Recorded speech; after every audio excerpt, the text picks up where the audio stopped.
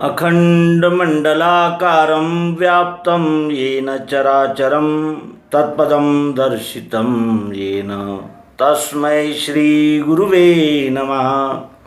अज्ञानान्धस्य लोकस्य ज्ञानाञ्जनशलाकया चक्षुरुन्मीलितं येन तस्मै श्रीगुरुवे नमः। अध्यात्म विश्व विज्ञान यूट्यूब चैनल पर उपस्थित अपने प्रेमी मित्र, आचार्य, गुरुजन, व्यूवर्स, शेयरकर्ता, सब्सक्राइबर्स और हमारे टीम के सभी सदस्यों का हार्दिक अभिवादन करते हैं और उन्हें हार्दिक शुभेच्छा देते हैं। मित्रों, आज का ये विशेष अंक अनुभव पर आधारित है। हमने बचपन में एक कहानी सुनी थी कि एक गडरिये के बेटे को ऐसी एक आदत थी कि वो थोड़े दिनों के बाद ऐसा चिल्लाने लगता था, भेड़िया आ गया, भेड़िया आ गया। और वो गडरिये के बेटे को भेड़िया आया ऐसा चिल्लाते हुए देखकर गांव के लोग दौड़ दौड़ कर आते थे और वो हंसने लगता था। उसे बड़ा मज़ा आता था कि मैंने किस तरह लोगों को धोखा दिया, किस तरह लोगों को ठगा। लोग दौड़ कर आए, यहाँ तो कोई भेड़िया था ही नहीं, कोई आया ही नहीं, मैं तो झूठी चिल्ला रहा हूँ और लोग दौड़ दौड़ के आ रहे हैं।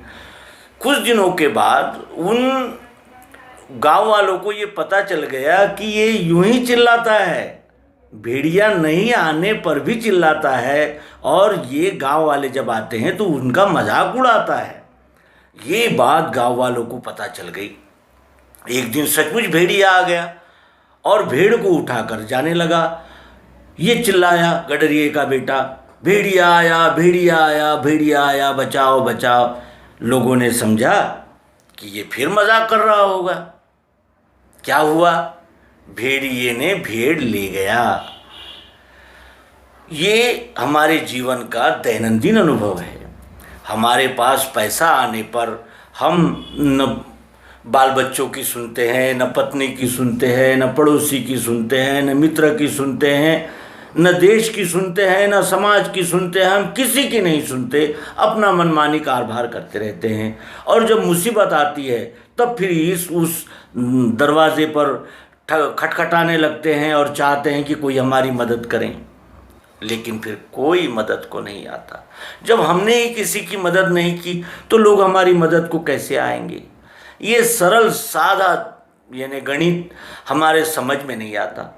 और इसीलिए संत महात्मा बार बार कहते हैं कि ये विश्वरूप परमात्मा है, ये जैसे को तैसा है, आप जैसे है वैसा ही ये आपके साथ व्यवहार करता है। और ये यानी ऐसा लगता है मनुष्य को कि मैं छिप कर रहा हूँ, मैं तो बलवान हूँ, मैं धनवान हूँ, मेरा कोई क्या बिगाड़ सकता है और मुझ पर कौन सी आपत्ति आ सकती है, और जो भी आपत्ति आएगी मैं उसे देख लूँगा उस समय। लेकिन ये विश्वरूप परमात्मा इतना नटखट है कि ये तो जब भोगने का समय आता है फिर ये जीव चिल्लाता है।